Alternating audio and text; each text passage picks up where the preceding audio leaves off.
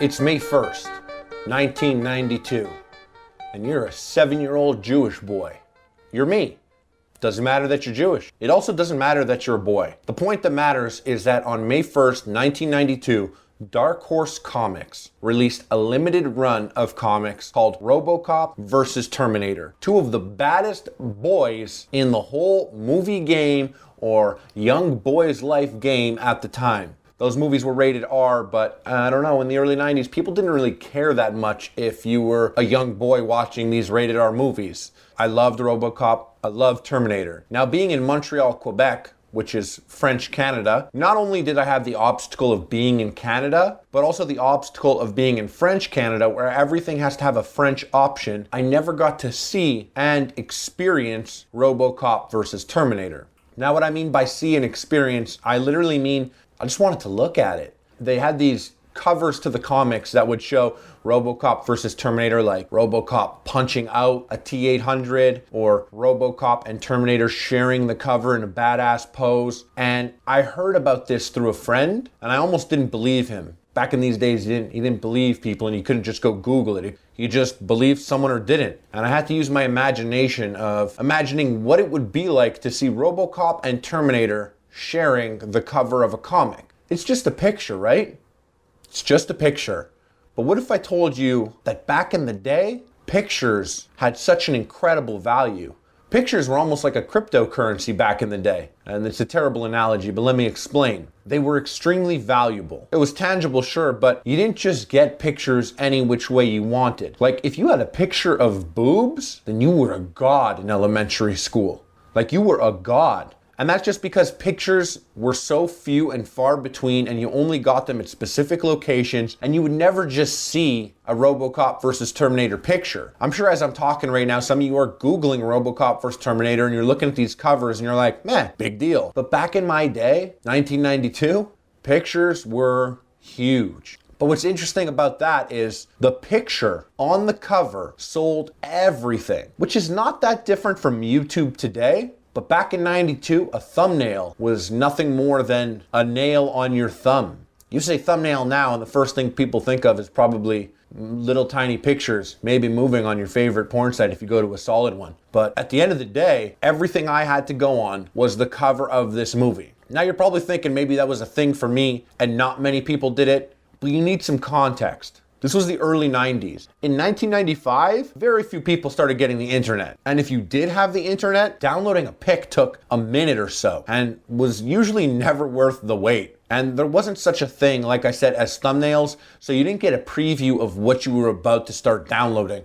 It just started to download and you'd be like, that sucks. It would be like, something like Homer. I love downloading pictures of The Simpsons for some reason. And then you would download a picture of Homer and it'd be like some picture that someone else made or some weird garbage picture. And you'd be like, well, that was a terrible 1 minute to download that picture and look at it. And now it's on the hard drive and you got to delete it also. Therefore, really excellent art was only something you came across or actively seeked out.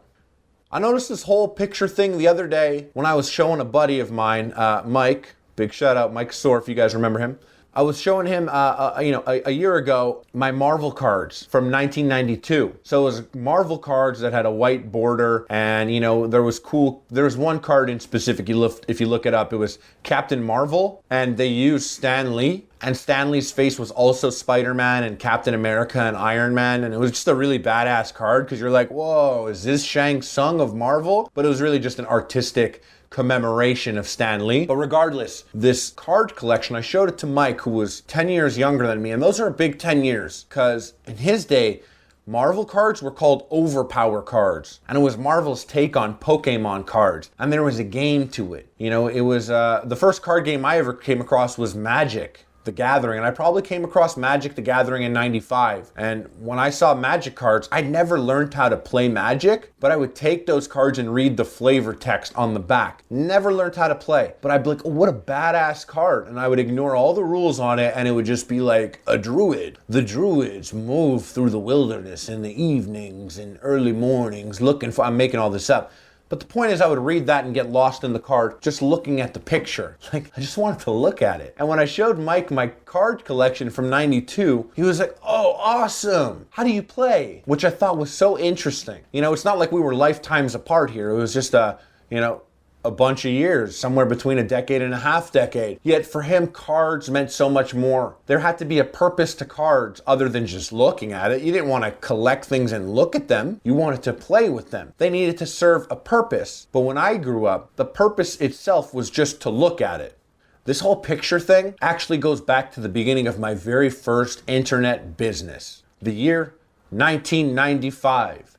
The location, Greendale Elementary School in Montreal, Quebec. We got the internet early at my house. It was leading up to Space Jam and Looney Tunes were bumping. Tasmanian Devil in 1995 was on the level of Spider-Man now.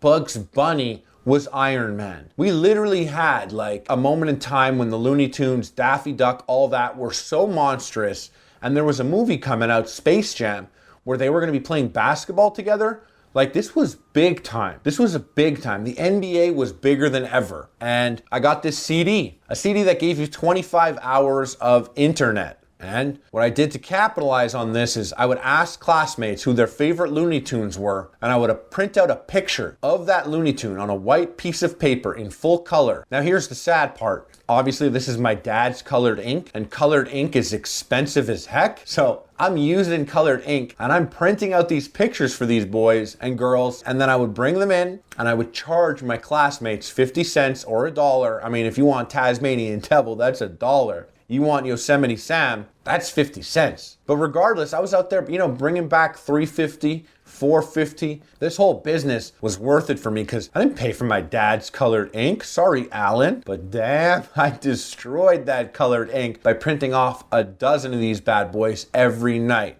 And that's what I did. And then I took all that money, that $4.75 or whatnot that I got at school. You know what I would do with it? I would take that money from those printed pictures that I used with the stolen ink from my dad's house, and I would go buy cards, which was funny because cards were just pictures too at the time. So I would print out pictures on colored ink, send it to people at school, then I would take that money and go to Captain Quebec. That's what it was called. It was called Captain Quebec, and I would buy cards, which is so funny. It was like an endless cycle of using pictures to get more pictures. But all of this came out of an appreciation for pictures. Straight up, simple art. An appreciation we have definitely evolved from since then. Nowadays, a lot of people are like, if it isn't me or my friends, I don't care. And I'm referring to pictures. Like, people follow Instagrams and they're like, oh, I want to look at pictures of this person. And I'm doing all this talking about pictures and this or that. And it's so funny because it's crazy to imagine one of the most rare pictures to have in your possession back in the day was a picture of yourself. And the rarest picture to come across was a picture of yourself that you were proud of. One where you didn't look like an ugly little lanky lemming with pimples on your face. Gross, 9-year-old Harley.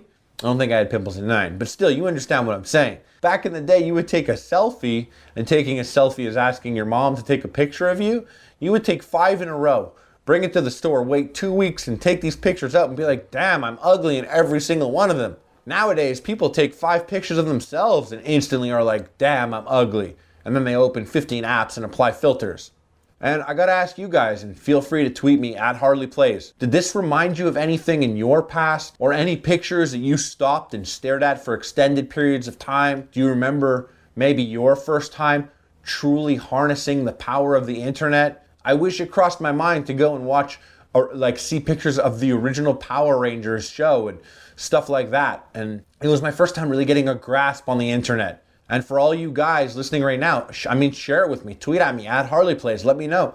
Did you ever come across anything back in the day, or what is an interesting way that you use to harness the power of the internet? Let me know. You could also let me know in the comment section here on Castbox or on Apple if they have a comment section. Let me know. I read all of them.